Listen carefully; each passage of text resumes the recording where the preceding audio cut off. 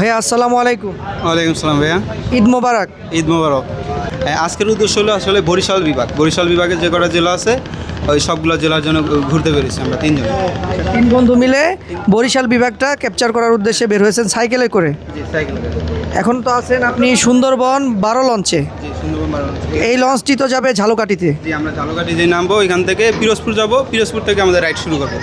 পিরোজপুর থেকে ঝালকাঠি যাব, ঝালকাঠি থেকে বরিশাল থেকে বরগুনা হয়ে পটুয়াখালী হয়ে যাব ভোলা। এবং আপনাদের এই সফরটি মূলত কয় দিনের আপনারা ট্যুর প্ল্যানিং করেছেন?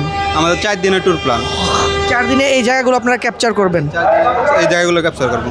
আচ্ছা, এর পরবর্তী কোনো জেলা সিলেক্ট করা আছে যে এটা ভ্রমণ করার পর অন্য যে কোনো কোথাও যাবেন?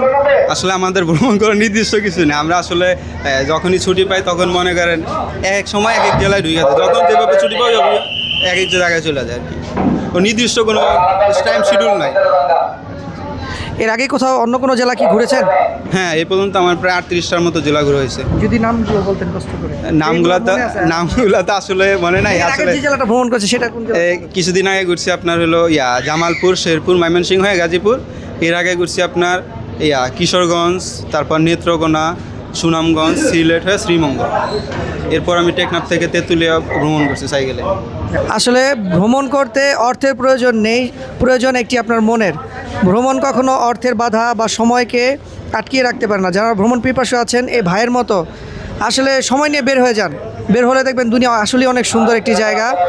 আপনি আপনার হাতের কাছে যা আছে তাই নিয়ে ভ্রমণ করবেন। ভাই, যারা ভ্রমণ করতে চায় তাদের উদ্দেশ্যে যদি কিছু বলতেন।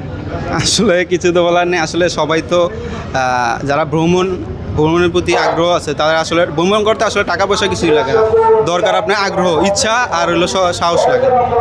টাকা দিয়ে আসলে ভ্রমণ করা যায় না। টাকা থাকলে আসলে সবাই ভ্রমণ করতে পারে না।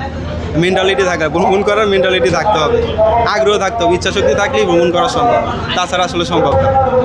ধন্যবাদ ভাই, ভালো থাকবেন। ঈদ মোবারক।